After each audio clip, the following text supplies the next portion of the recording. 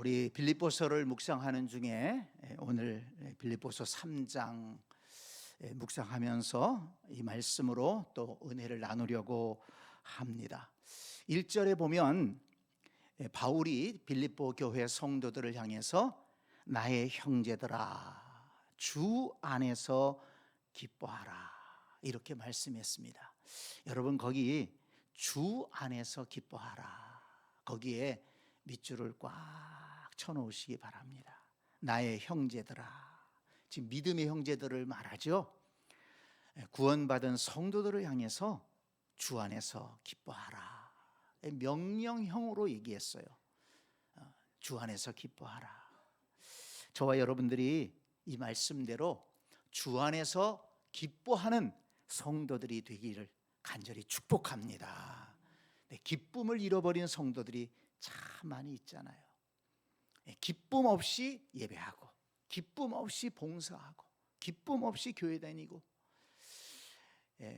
그런 신앙생활 하지 말고 바울이 지금 얘기하는 대로 기뻐하며 신앙생활 할 수 있는, 기쁨으로 예배하고 기쁨으로 봉사하고 기쁨으로 교제할 수 있는 우리가 되기를 원합니다. 그러면 바울은 왜 이렇게 기뻐하라고 강조했을까요?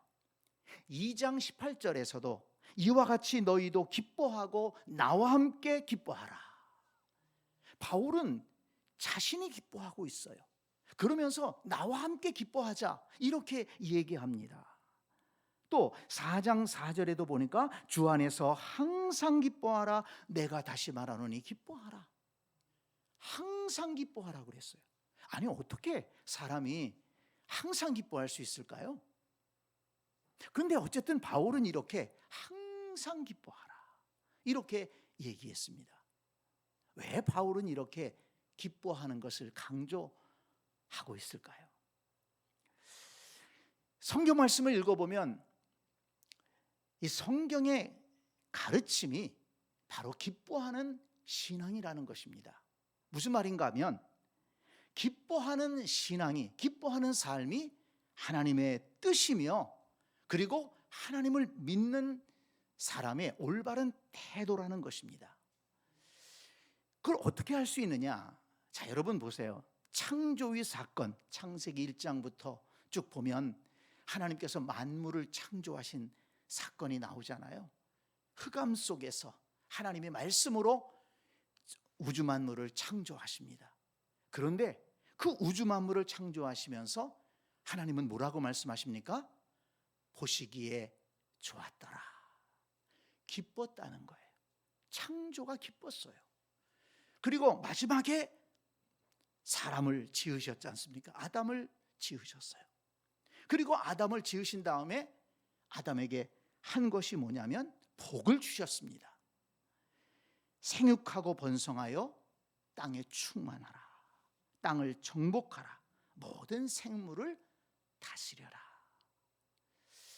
여러분, 사람을 지으신 다음에 맨 처음으로 하신 것이 복을 주셨다고 그랬어요. 왜 복을 주셨습니까? 사람은 그 복을 누리며 살라고 주신 것이죠.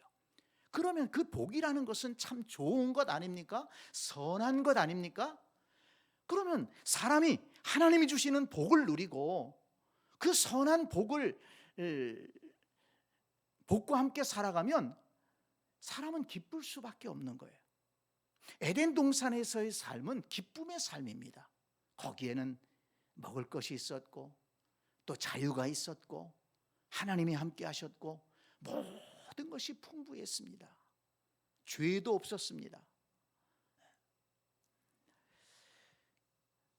그러니까 하나님은 인간을 창조하시고 인간이 복되게 기쁨으로 살아가기를 원하셨다는 것입니다. 이것이 하나님의 뜻이에요. 여러분 이것을 믿으시기를 바랍니다. 지금 많이 우리 인생들의 모습이 일그러져 있지만 죄로 인해서 기쁨이 깨지고 감사가 깨지고 행복이 깨졌지만 하나님이 우리 사람을 만드실 때에는 이렇게 복을 주셔서 그 복을 누리며 살도록 만드셨다는 것입니다. 그래서 우리가 믿음으로 그 하나님이 주신 복을 회복하고 기쁨으로 살아가야 될 줄로 믿습니다. 참 보세요. 하나님께서 예수님을 보내주셨습니다. 예수 그리스도를 이 땅에 보내주셨습니다. 왜 하나님이 독생자 예수 그리스도를 이 땅에 보내주셨을까요? 누가복음 2장 10절 말씀에 보면 예수님께서 이렇게 말씀하셨습니다. 요한복음 10장 10절에 보면 예수님이 이렇게 말씀하셨어요. 내가 온 것은 양으로 생명을 얻게 하고 더 풍성히 얻게 하려는 것이라. 자, 여러분, 예수님이 왜 오셨다고요? 내가 온 것은 양으로 생명을 얻게 하고 더 풍성히 얻게 하려는 것이라. 양이 누굽니까? 하나님의 자녀들이죠.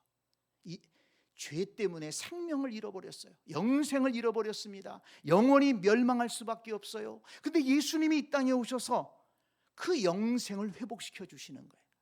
영원한 생명을 회복시켜 주시는 겁니다. 그리고 더 풍성히 얻게 하려는 것이라. 하나님의 은혜를 풍성하게 누리게 하시려고 예수님이 오셨다. 그러니까 하나님께서 창조하실 때 사람을 향해 계획하셨던 그 복된 삶을 회복시키기 위해서 예수님이 이 땅에 오셨다는 것입니다. 그래서 예수님을 믿으면 우리가 모든 죄 사함을 받으며 하나님의 자녀로 거듭나게 되고 영생을 회복하게 되는 것입니다.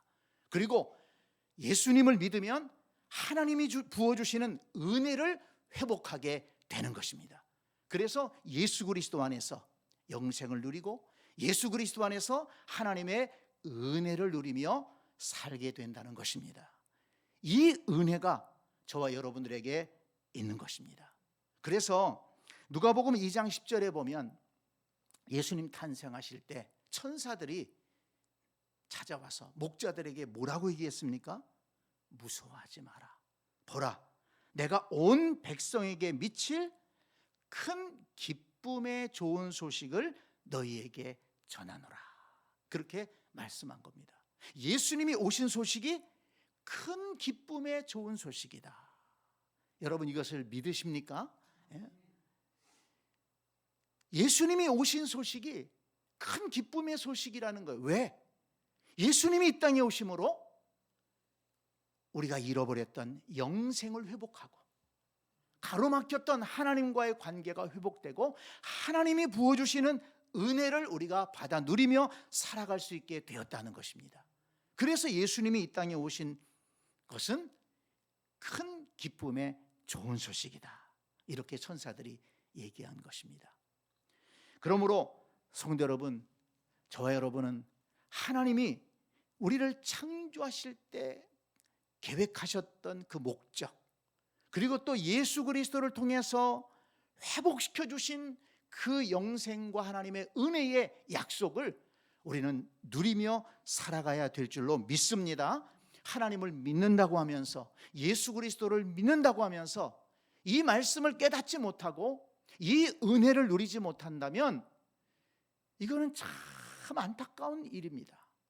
하나님을 믿는다고 그러는데 기쁨을 잃어버리고, 예수 그리스도를 믿으면서도 그 은혜의 크기를 모르고 가치를 모르고, 그래서 기뻐할 줄 모르고, 하나님을 믿으면서도 기쁨을 잃어버리고, 예배하면서도 기쁨을 잃어버리고, 기도하면서도 기쁨을 잃어버린다면 그것은 잘못된 신앙의 길이라는 것입니다. 오늘 바울은 성도들을 향해서 내 형제들아, 주 안에서 기뻐하라, 분명하게 말씀하셨습니다. 이것은 하나님이 우리를 지으신 그 목적을 회복하라는 거예요.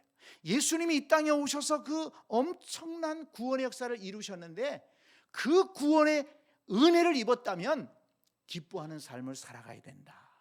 이것을 강조하는 것입니다. 오늘 말씀을 잘 깨닫고 기쁨의 신앙을 회복하는 우리가 될 수 있기를 간절히 축복합니다. 주 안에서 기뻐하라. 이 바울은 기뻐하라고 얘기하면서 주 안에서 그 말을 붙였습니다. 주님 안에서 기뻐하라. 주 안에서 항상 기뻐하라. 이 주 안에서라는 뜻이 뭘까 어떤 의미가 있을까? 이렇게 묵상해 볼 때에 저는 두 가지를 생각해 보았습니다. 주 안에서 우리가 얻게 되는 하나님의 선물이 이 세상에서 가장 가치 있는 선물이라는 것입니다. 여러분, 우리가 어떤 정말 내가 좋아하는 것을 선물로 받았을 때 기분이 얼마나 좋습니까? 그것도 생각하지 못했던 선물을 받았어요. 얼마나 기쁘고 기분이 좋습니까? 그렇지 않아요? 네. 정말 맛있는 식사를 대접받았을 때에도 얼마나 기쁨이 있지 않습니까?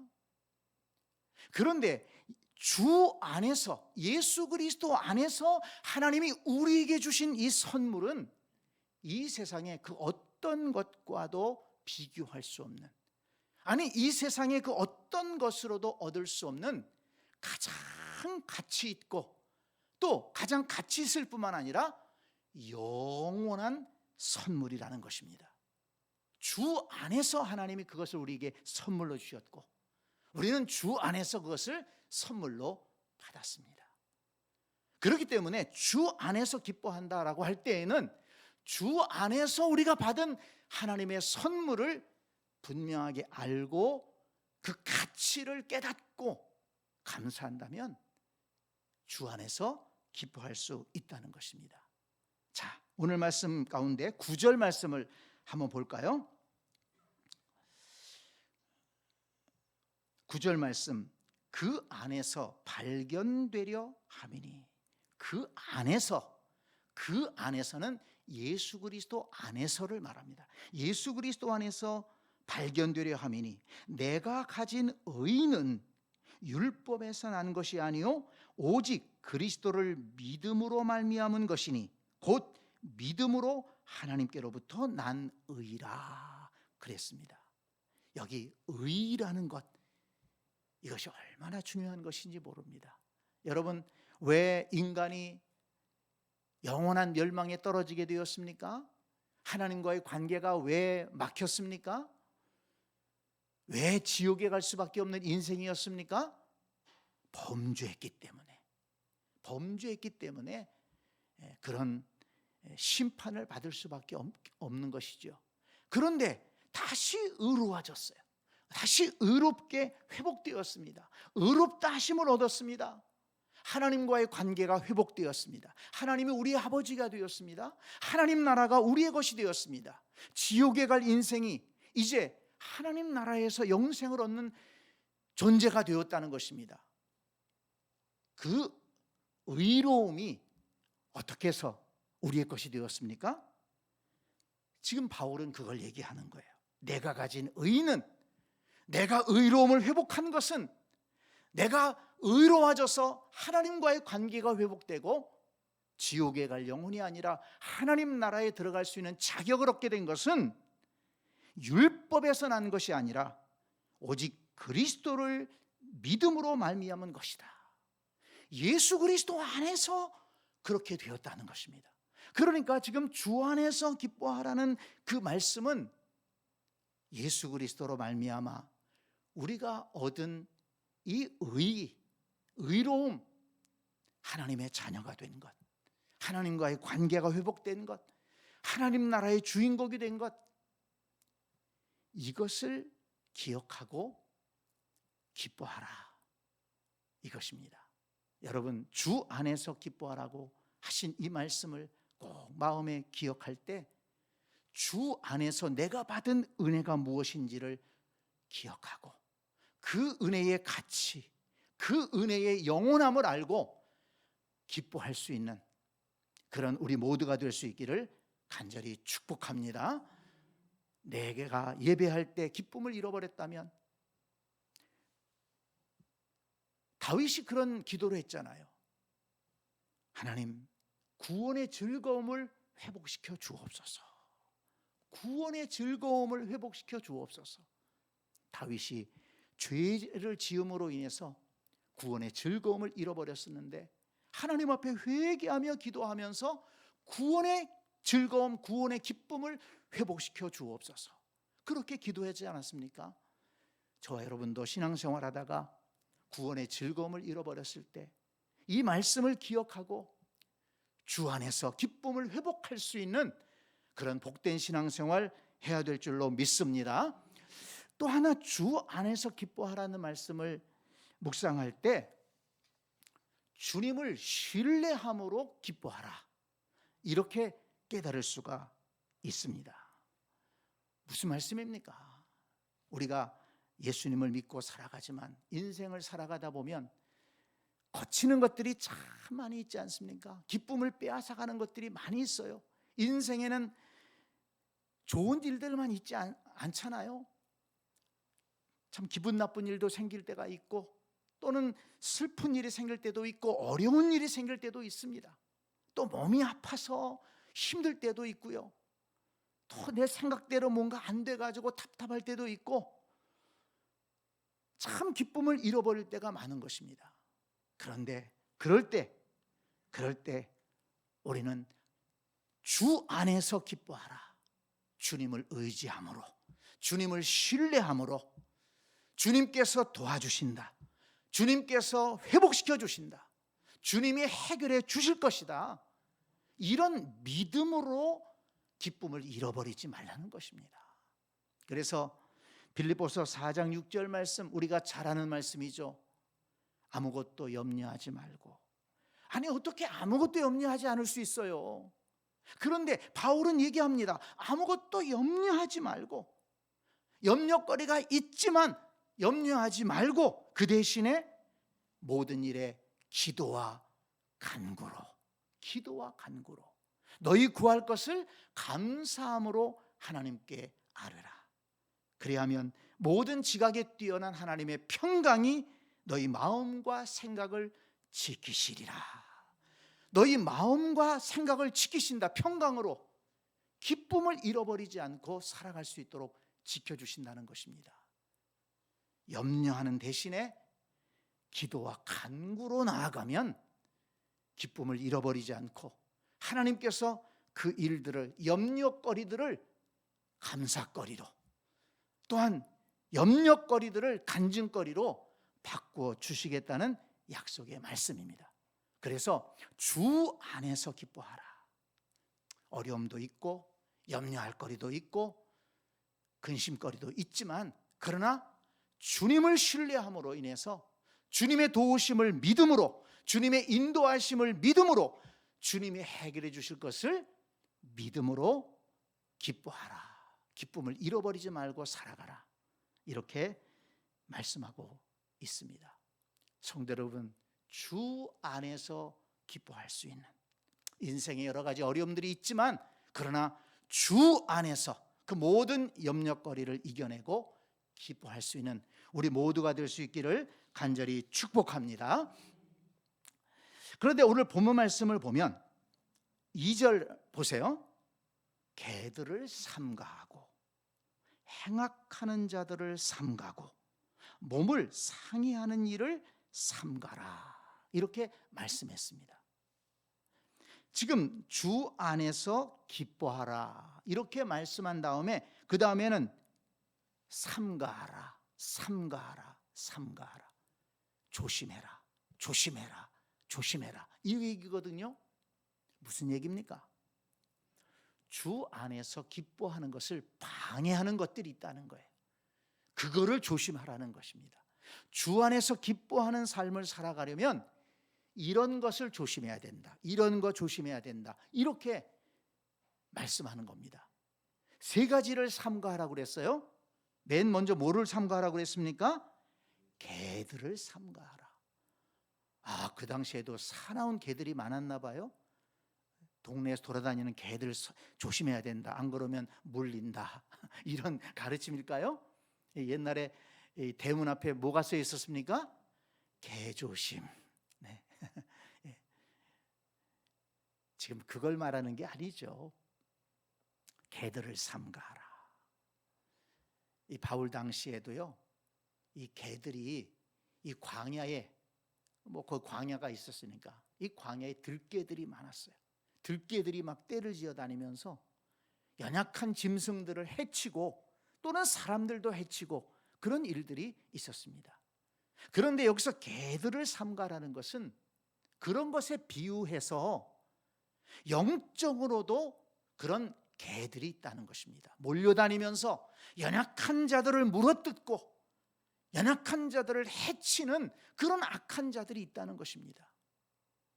우리가 바울 서신을 읽어보게 되면 바울은 죽어라고 애쓰면서 복음을 전하고 성도들을 양육하고 교회를 세우는데 거짓 선지자들, 거짓 교사들이 그렇게 돌아다니면서 이상한 것을 얘기하고 율법주의를 퍼뜨리고 믿음이 연약한 자들을 무너뜨리는 그런 일들이 많이 있었다는 것입니다.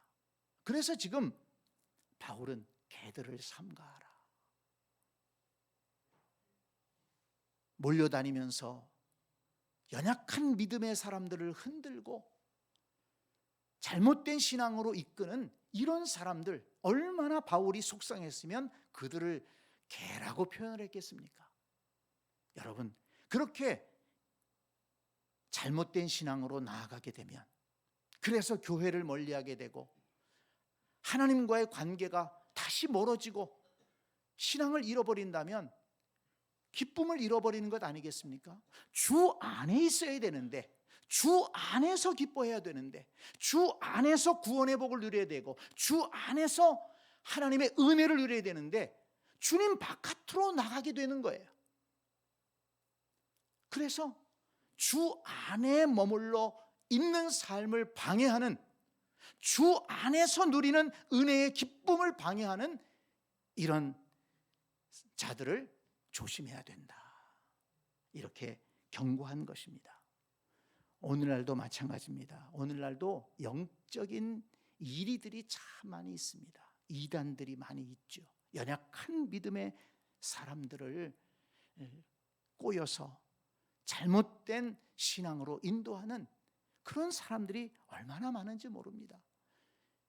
이단들에게 넘어간 사람들이요, 전혀 교회를 안 다니는 사람들보다도 교회 다니던 사람들이 이단으로 넘어가는 경우들이 많이 있다는 거예요.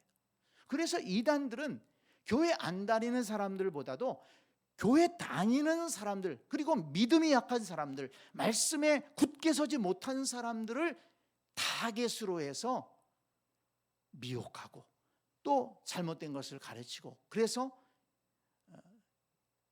이단으로 끌어간다는 것입니다. 여러분, 우리가 신앙생활할 때 정신 바짝 차리고 말씀 중심에 서서 정말 이 구원의 도리가, 성경이 가르쳐주는 구원의 도리가 무엇인지, 또 내가 기쁨으로 신앙생활할 수 있는 길이 무엇인지, 참으로 복된 신앙의 길이 무엇인지를 분명하게 알고 좌로나 우로나 치우치지 말고 올바른 믿음의 길을 가야 할 줄 압니다. 그래야 주 안에서 기쁨을 잃어버리지 않게 되는 것입니다. 또 삼가하라는 것은 뭡니까? 행악하는 자들을 삼가하라. 행악하는 자들, 무슨 말입니까? 예수 믿고 교회 나오면서도 아직 세상의 죄악들을 벗어버리지 못한 그런 사람들이 있습니다. 그런데 그런 사람들도요, 자기 혼자 죄 짓는 게 아니에요. 꼭 옆에 믿음이 연약한 자들을 꼬십니다. 그래서 야, 괜찮아, 괜찮아, 나도 교회 다니면서 이렇게 다 해. 야, 그리고 저기 저 교회 그 집사들도 다 그러더라, 장로들도 그러더라, 야, 요즘은 목사들도 그러더라, 이래 가면서 합리화하면서 죄를 범하는, 하나님을 믿는 사람으로서 합당하지 못한 일들을 그렇게 행하려고 하는 사람들이 있다는 거예요. 그래서 믿음을 잃어버리게 되고, 그럼 기쁨이 없어요. 기쁨이 없어요.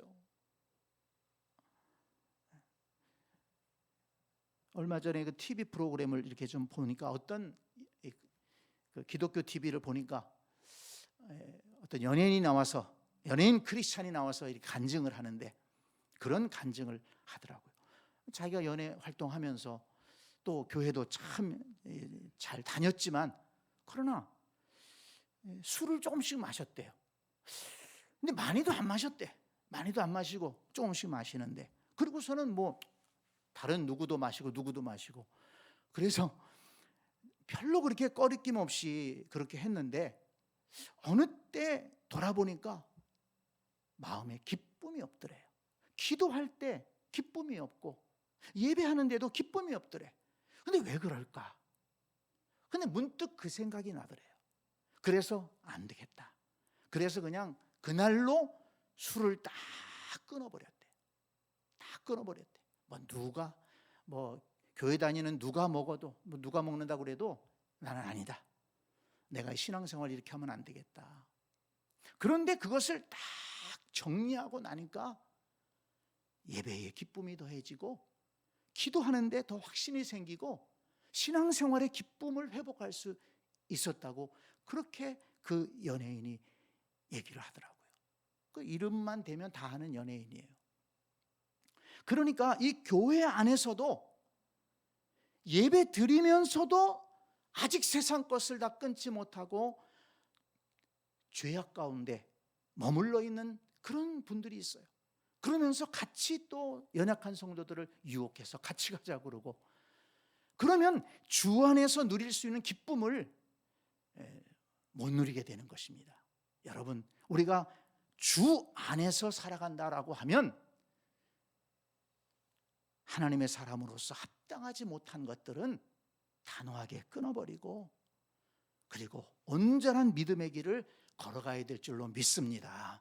그래야지 우리가 구원의 기쁨을 누리고 기도 응답의 기쁨을 누리고 예배의 기쁨을 누리고 하나님 앞에서도 마음을 활짝 열고 예배하면서 누구에게라도 자신 있게 나는 하나님을 믿는 사람입니다 고백하면서 신앙생활할 수 있을 것입니다. 또 하나 여기 무엇을 삼가하라고 그랬습니까? 몸을 상해하는 일을 삼가하라. 좀 간접적인 표현인데요, 몸을 해치는 일을 삼가하라. 이것은 율법주의를 삼가하라는 것입니다. 그래서 다른 번역 성경에 보면 할례팔을 조심해라. 이 유대인들, 특별히 유대인들은 자신들이 할례를 받았고 율법을 준수했다는 것을 굉장한 자랑으로 생각했습니다. 그리고 그것이 믿음의 표다. 나는 하나님께 택함 받은 백성이다. 그걸 자랑으로 여기고 신앙생활하는 거예요.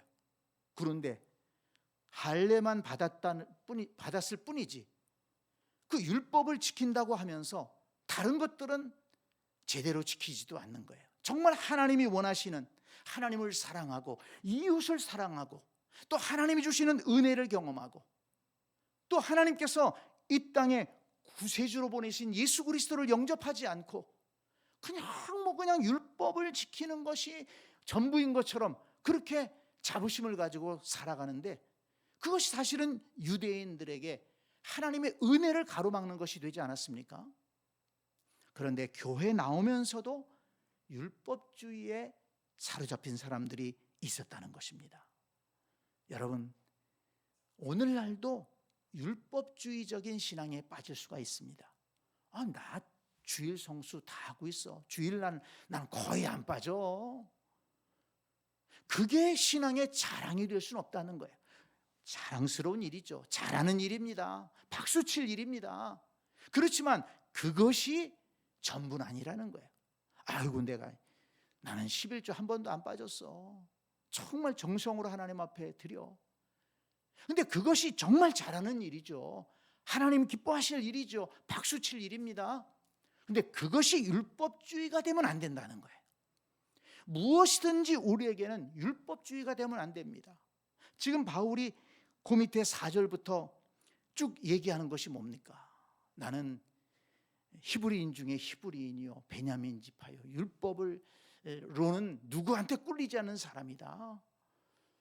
그런 이스라엘 민족들이 자랑하는 것으로 치자면 나는 자랑할 게 너무 많은 사람이다. 그렇지만 이제는 그거 다 배설물처럼 여긴다. 왜?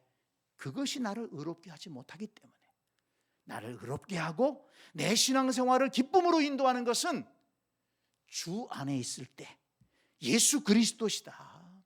그래서 뭐라고 고백합니까? 주 예수 그리스도를 아는 지식이 가장 고상하다. 예수 그리스도가 가장 고상하신 분이고, 그분이 주님이시고, 그분이 나를 의롭게 하시고, 그분이 내 삶을 영생으로 인도하시고, 그분이 내 삶을 책임지시고 인도하시고 내 삶에 기쁨을 주신다. 이제는 그 어떤 것도 나한테 자랑이 안 되고 오직 예수 그리스도만이 자랑이다. 이렇게 고백하고 있는 것 아니겠습니까? 그렇다고 해서 바울이 뭐 함부로 산다는 얘기 아니잖아요. 율법주의에 빠지지 않겠다는 것입니다. 바울은 예수님을 믿으면서도 더 경건하게 살았어요.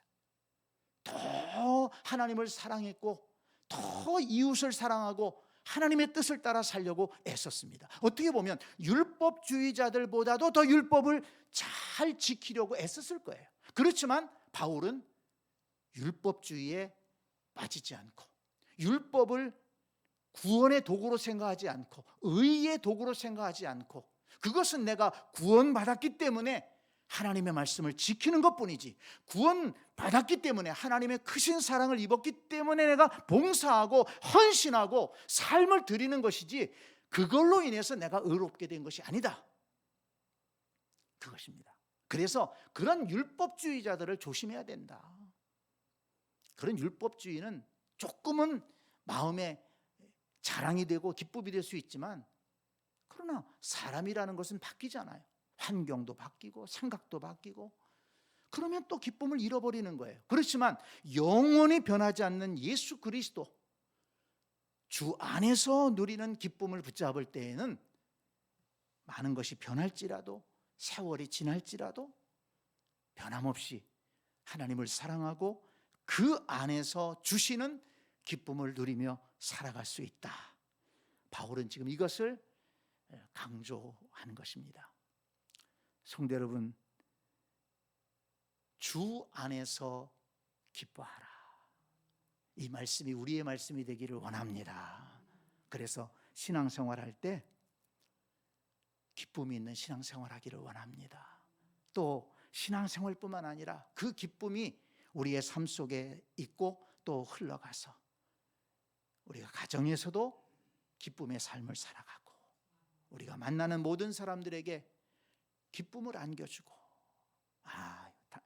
참 집사님은 어떻게 이렇게 교회 다녀서 그런지 모르지만 얼굴에 기쁨이 있습니까? 참 얼굴이 그렇게 평안해 보이네요. 참 좋습니다. 이렇게 믿지 않는 사람들에게조차도 기쁨을 느끼게 할 수 있는 그런 우리의 삶이 되면 얼마나 좋겠습니까? 그렇게 되어야 되지 않겠습니까? 주 안에서 기뻐하라. 이 말씀을 마음에 담고 우리를 우울하게 만들고 우리를 어둡게 만드는 모든 불신앙의 세력들을 물리치고 부정적인 세력들을 떠나보내고 주의 은혜로 말미암아 기쁨을 회복하고 감사를 회복하고 웃음을 회복하고 기쁨으로 살아가는 우리 모두가 될 수 있기를 간절히 축복합니다. 아멘.